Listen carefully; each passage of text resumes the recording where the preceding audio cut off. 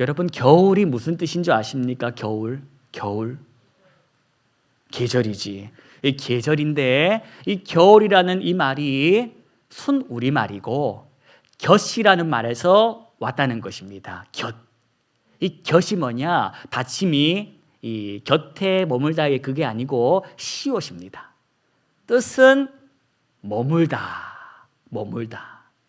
날이 추워지니까 사람들이 밖에 안 나가고 집에 머무는 모습들이 많아지다 보니 이게 이제 겨울의 어원이 시작이 된 것이다. 이렇게 보는 것입니다. 여러분, 추워지면 밖에 나가지 마십시오. 집안이 제일 따뜻합니다. 동시에 마음이 추워질 때가 있는데 이 마음에 사늘한 바람이 불고 공허한 바람이 불 때 그때는 하나님의 곁을 찾아오셔서 그분의 품 가운데에 부어주시는 따스함을 누리시기 바랍니다. 엉뚱한 데 가서 울지 마십시오.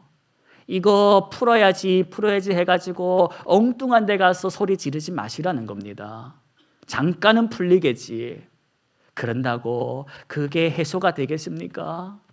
엉뚱한 데 가서 소리 지르지도 울지도 마시고 하나님의 품 안에서 우십시오. 때로는 하나님 안에서 비명을 질러도 괜찮습니다. 너무 하나님 안에서 체면지키지 마십시오. 하나님 안에서는 내 모든 걸 다 보여줄 수 있는 그런 사이라는 걸 기억하십시오. 신앙생활 하실 때에 하나님을 옆집 아저씨처럼 대하는 분들이 계시는데 그러지 말라는 겁니다. 속옷 차림으로도 가서 안길 수 있는 게 식구 아빠 아닙니까? 하나님 아버지께 내 상한 것이 있다면 상한 것을 내어드리고 상한 것만 내어드리는 것이 아니라 좋은 것도 내어드리는 사랑의 관계로 신앙생활을 하게 되는 우리 모든 식구들 되기를 소망합니다. 여러분, 소방의 날을 맞아서 여러분께 질문 하나 드리겠습니다. 여러분 집에 큰 불이 났습니다. 끌 수가 없는 불입니다. 당장 피난 가야 하는 이 시간에 여러분은 어디로 뛰어가실 겁니까? 오늘 설교 제목처럼 1번 비상구를 향하여 가실 겁니까? 2번 비상금을 향하여 가실 겁니까? 몇 번입니까? 형제여, 왜 말을 못하는가? 불이 났습니다.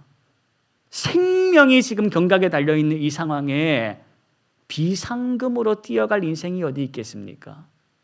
그런데 비상금으로 뛰어가는 인생이 있다는 겁니다. 뭐라고 말하면서 뛰어가는 줄 아십니까? 잠깐만 하면서 안방 서랍 안쪽 구석에 손을 들이밀고 있다는 겁니다. 거기 뭐가 있습니까? 돈만 있습니까? 거기에는 귀한 반짝이는 거, 그런 것이 거기 있는 줄 알고 잠깐만 하고 안방 서랍 안쪽 주머니에 손을 들이밀고 있다라는 겁니다. 여러분, 우리가 훈련을 하는 이유, 신앙 훈련을 하고 있는 이유는 바로 그 잠깐만을 내 인생 가운데에 하지 않고 인생에 불이 났을 때에 비상구 대신 주님께 손 내미는 그 삶을 우리가 매주마다 하고 있는 것임을 기억하십시오. 민방위 훈련을 왜 합니까? 전쟁 나면 어떻게 해야 하는지를 몸과 마음이 기억하라고 하는 거 아니겠습니까? 매 주일마다 이렇게 앉아서 예배 드린다고 해서 여러분, 이게 내 실력이 아니다. 진짜 내 실력은 어떻게 드러나냐? 인생에 불이 났을 때에 비로소 드러나는 겁니다. 잘 가고 있는데 옆에서 나를 들이받아가지고 내 자동차가 한 바퀴 뒤집어지는 일을 겪을 때 그때 실력이 나타나는 겁니다. 그때 비상구 대신 주님께 내 손을 내미는지 비상금 되는 인생들에게 도와달라고 손을 내미는지 그때 실력이 나타난다. 그때 엉뚱한데 도와달라고 손 내밀까 봐 우리가 그거 하지 말자고 멸정할 때, 아무 일 없을 때 오늘 같은 날 이렇게 훈련을 하는 것입니다. 비상구 글로 가야 하는지 누가 모릅니까? 그런데 비상구를 알면서도 자꾸 눈이 돌아가는 게 우리의 본성이라는 걸 인정하자는 겁니다. 나는 아니야. 무조건 예수님이지, 무조건 비상구지. 말은 누가 못합니까? 말은 10번, 1000번이라도 할 수 있는데 막상 불이 나면 이게 쉬운 게 아님을 인정하고 내 힘이 아닌 날마다 주님께 도와달라. 주님, 내 믿음이라는 것이, 이 신앙이라는 것이 시험 치는 날 드러나듯이 인생의 사고만 났을 때에 부끄럽지 않도록 도와달라고 하나님에게 또 기도하고 우리 함께 신앙생활하는 믿음의 동력자들한테도 기도를 부탁해야 한다는 것입니다. 여러분, 오늘 말씀을 통하여 답은 알고 있습니다. 비상구하고 비상금 어디로 가야 합니까? 비상구 누가 모릅니까? 알지. 뻔한 이 말씀을 들을 때에 나는 알지만 이거 모르는 사람이 있어. 그 사람에게 어떻게 내가 이 말을 전해줄까? 어떻게 하면 그 사람이 알아들을까 하는 마음의 감동을 받고 오늘 허락하신 말씀을 듣고 담고 돌아가시기를 바랍니다. 오늘 말씀 데살로니가 후서입니다. 이 말씀은 사도 바울이 데살로니가라는 지역에 있었던 교회 성도들에게 보낸 편지입니다. 바울이 편지를 쓰면서 성도들에게 이렇게 말을 합니다. 2가지 큰 일이 있을 것이야. 2가지 큰 일. 우리 주님 다시 오시기 전에 2가지 큰 사건이 있을 것이야. 첫 번째 사건이 뭐냐? 사람들이 믿음을 떠나는 일을 할 거야. 예수를 부인하고 자기 멋대로 사는 삶으로 돌아가는 일이 생길 거야. 2번째, 자기가 하나님이라고 우기면서 하나님의 영광을 받는 그 자리에 올라가는 사람이 생길 거야. 이런 얘기로 데살로니가 교회 성도들에게 바울이 얘기를 합니다. 여러분, 이런 얘기를 왜 합니까? 믿음을 지키라는 겁니까? 믿음을 버리라는 겁니까? 믿음을 지키라는 겁니다. 언제 믿음을 지키라는 걸까? 손해봐야 하는 그 시간에, 오해받는 그 자리에서 믿음 지킬 수 있냐? 평소에는 믿음이 흔들흔들거리는 일은 없겠지만 믿음이 흔들리는 상황이 되었을 때에 믿음을 지키라는 것입니다. 여러분, 사랑하면 모든 사람들이 고마워할 것 같습니까? 사랑하면 저 사람이 나에게 감사할 줄 압니까? 감사하고 고마워하는 사람들이 많겠지만 그 중에는 고마워하지도 감사하지도 않는 사람들이 있더라는 겁니다. 가만히 있었으면 아무 일도 일어나지 않았을 것을 생일이라고 해가지고 내가 선물 하나 보냈더니 사이즈가 안 맞다는 둥, 자기를 뭘로 본다는 둥, 뭐 이런 소리를 들어보십시오. 기분이 어떻겠습니까? 그래도 다음 생일 때 선물해 줄 겁니까? 해줄 겁니까? 소망형제? 흔들흔들 거린다는 겁니다. 모든 사람들이 다 고마워하고 감사하면 그럴 일이 없겠지만 내가 사랑으로 뭐 하나 했는데 거기에서 내 마음이 다치거나 아플 일이 생기면 이걸 해야 하는지 말아야 하는지 고민거리가 생긴다는 겁니다. 성도들 생각해가지고 귤 한 박스 갖고 왔는데 사면서 무슨 생각했겠습니까? 이게 맛이 있을까 없을까? 과일 같은 거 사면 제일 하는 걱정이 그거 아닙니까? 이 뚜껑 열어볼 수도 없는 거고 이게 맛이 있을까 없을까 고민이 됩니다. 맛있는 거 달라고 하면 당연히 맛있는 거 주지. 여러분, 갖고 와가지고 성도들에게 나눠줬는데 10사람이면 다 맛있다고 할 줄 알 것 같습니까? 맛있다고 말하면서 인상을 찌푸리는 사람이 있을 거다 없을 거다? 있다는 겁니다. 아유 맛있습니다 하면서 먹다가 많은 사람, 대놓고 귤이 왜 이렇게 셔? 요즘 귤은 이래야 맛있는 걸 저기 저 귤에 맛있는 집이 저기 있는 걸 한마디씩 하는 사람이 있다고 생각하십니까? 없다고 생각하십니까? 세상을 힘들게 사셨나 봅니다. 내가 귤을 안 사다 주면 이런 신경 쓸 일도 없고 상처받을 일도 없는데 괜히 사랑해서 생각해서 귤 갖다 줬는데 이런 소리 들어보십시오. 맛없다는 소리, 싼 거 샀다는 소리, 2만 원짜리예요, 3만 원짜리예요. 다음에 귤 갖다 주고 싶은 마음이 생기겠습니까? 안 생기겠습니까? 그때 생기고 싶은 마음이 저 멀리 도망가는 그때 마음을 잡으라는 겁니다. 너가 저 사람에게 귤 갖다 준 거, 선물한 거, 그건 너가 저 사람이 예뻐서가 아니라 사랑하며 살아라고 하신 누구의 뜻에 순종한 삶이다. 예. 너가 저 사람 보고 선물했니? 저 사람을 사랑하라고 하신 하나님의 말씀에 순종해서 한 거지. 그러니 사랑하는 일에 있어서 중간에 멈출까 봐, 포기할까 봐, 다시 내 멋대로 살까 봐 믿음을 지키라는 말을 한 것입니다. 여러분, 자꾸 귤 얘기를 해서 죄송합니다만 귤 한 박스에 얼마 합니까? 한 3만 원 할 겁니다. 좋은 건 한 5만 원 한다고 생각해 보십시다. 5만 원 들어가지고 귤 사왔습니다. 그런데 한두 사람이 맛이 없대. 다음에는 농가마트 가지 말고 저 밑에 있는 저 마트 가래. 여러분, 내가 다시는 귤을 사오나 봐라.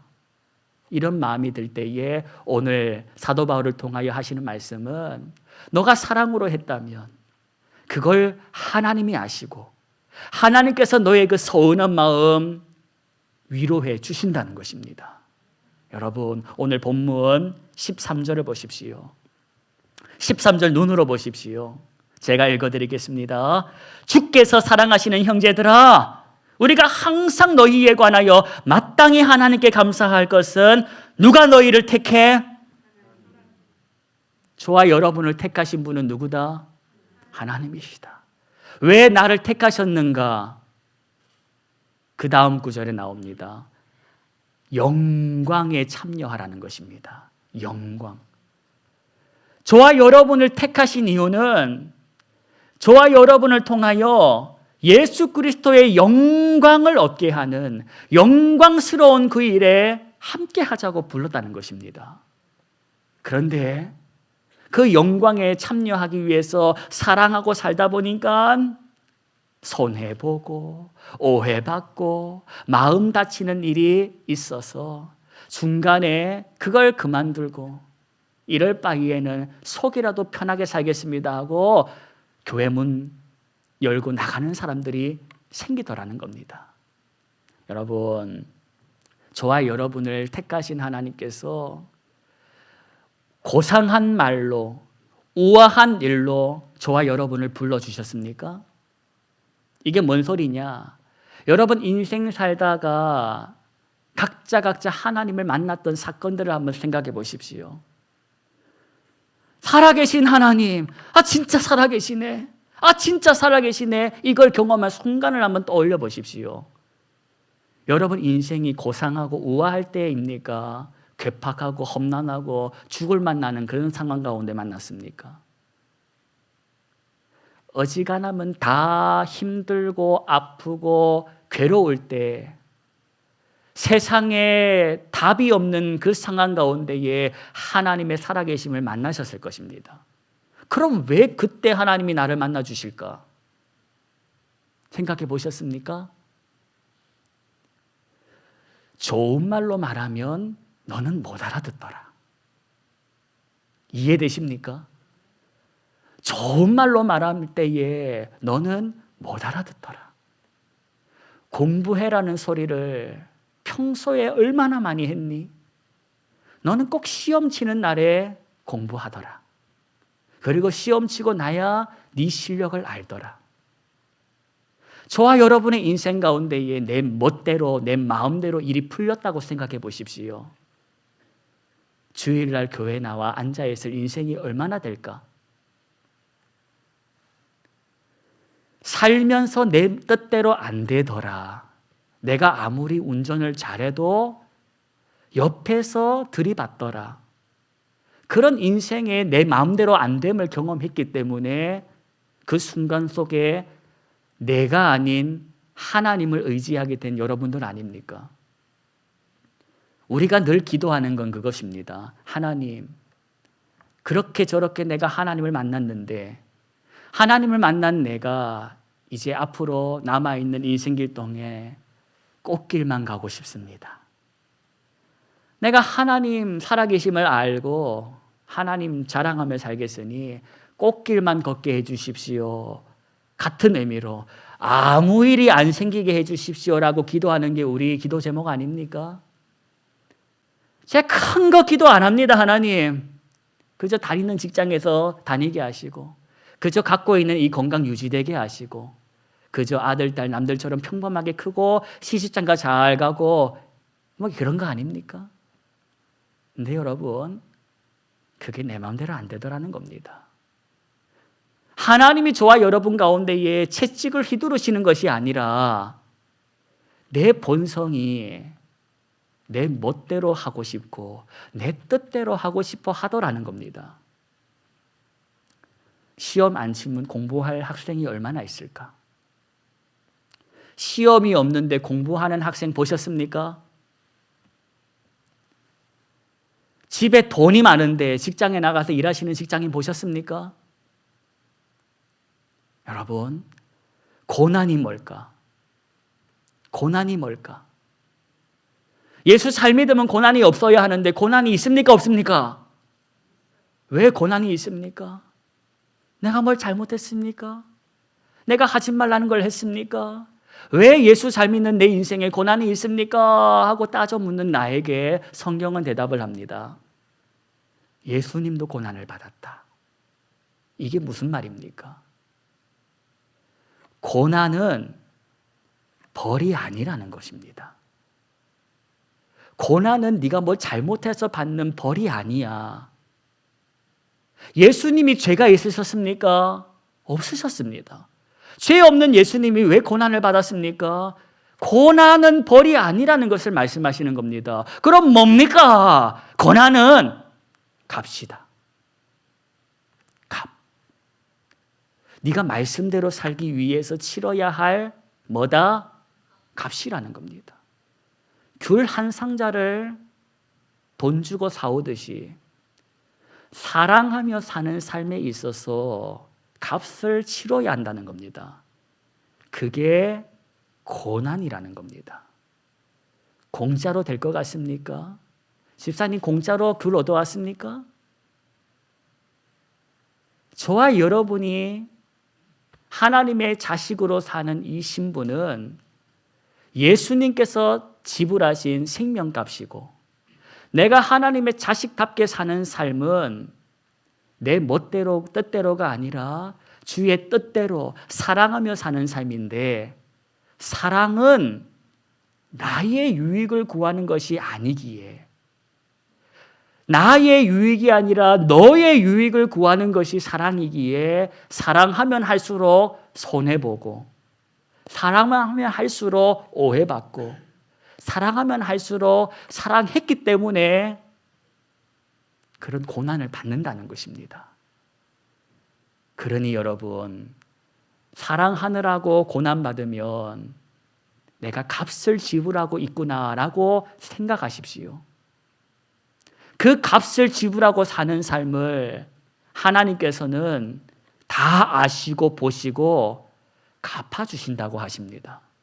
얼마나 감사합니까? 하나님께서 너가 복음을 위해서 사랑을 위해서 값을 치르고 살았던 것을 다 아시고 그분이 갚아주신답니다. 주인께서 돌아오실 때에 내가 사랑하느라고 썼던 것들을 장부를 다 보시고 다 갚아주신다라는 것입니다. 뭘로 갚아주시냐? 영광으로 갚아주신다는 것입니다. 영광. 그러니 이게 속된 표현입니다만 손해보는 장사가 아니라는 걸 기억하자는 겁니다. 손해보는 장사 아니다. 오늘 본문에서 뭐라고 말합니까? 오늘 본문 17절을 보십시오. 17절 말씀은 함께 합독하시겠습니다. 너희 마음을 위로하시고 모든 선한 일과 말에 굳건하게 하시기를 원하노라. 하나님의 뜻대로 사랑하다가 겪는 손해, 오해, 어려움, 그때마다 하나님께서 모른 척 하시는 것이 아니라 말씀을 받더니 뭐 해주시겠답니까? 위로해 주시겠다는 겁니다. 위로가 뭡니까? 위로라는 말은 이런 뜻입니다. 곁에 있어 주신다라는 것입니다. 내 곁에 있어 주신답니다. 하나님께서 하나님의 뜻대로 살다가 손해보고 오해받고 고난받는 내 곁을 지켜주시고 내 마음 다독여 주신다라는 것입니다. 기억하십시오. 살다가 속상하면 내 마음 누가 위로해 주나?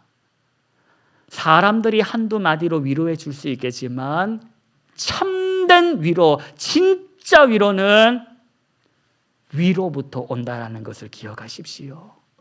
하나님께로부터 오는 위로가 진짜 위로요. 그분이 손대 주셔야지 내 여기 구멍난 마음이 메꿔지는 것입니다. 여러분, 다시 살아가는 이 한 주, 세상 사람들은 저마다 비상금 쌓는 일에 시간 쓰겠지만 우리는 그 일에 시간 쓰지 말고 우리의 참된 비상구 되어주신 주님 기뻐하는 일에 힘쓰고 사십시다. 비상금을 쌓아보셨습니까? 왜 쌓아보셨습니까? 뭐 하나 터질까 봐 미리 대비한 거 아닙니까? 크게 돈 나갈 일이 앞으로 생길 것 같은데 그때를 대비해서 모아놓은 돈 아닙니까? 조금 해야 하고 적금 들어야 하고 보험 들어야 합니다. 하지만 여러분, 그 수준으로 머물면 우리가 뭐가 다릅니까? 불안해가지고 저금 들고 적금 들고 보험 들고 거기서 멈추지 말고 진정한 나의 위로자, 나의 주 하나님을 바라보는 그 삶을 훈련해 보자는 것입니다. 직장과 일터로 나가실 여러분, 거기 있으면 괜히 마음이 더 불안할 겁니다. 아이고, 옆집 순이 엄마도 뭐 한대, 뭐 철이 아빠도 뭐 한대. 그거 보면 아무것도 안 하고 있는 내가 바보 같아 보이고 저렇게 열심히 뛰어다니는 거 보면 마음이 분주해질 겁니다. 속지 마십시오. 불안하니까 저렇게 뛰어가는 것이다. 염려스러워하는 거니까 저렇게 열심히 사는 것이다. 저와 여러분이 다시 살아가는 이 한 주, 얼굴에 미소가 떠내지 않고 마음의 감사가 잃어버리지 않는 하나님이 계시잖아. 그분이 내 위로자시잖아. 그분이 내가 사랑으로 수고하는 거 다 아시고 갚으시는 분이잖아. 말씀을 의지하여 비상구 되시는 주님을 바라보고 사는 우리 모든 성도님들 되시기를 축원합니다.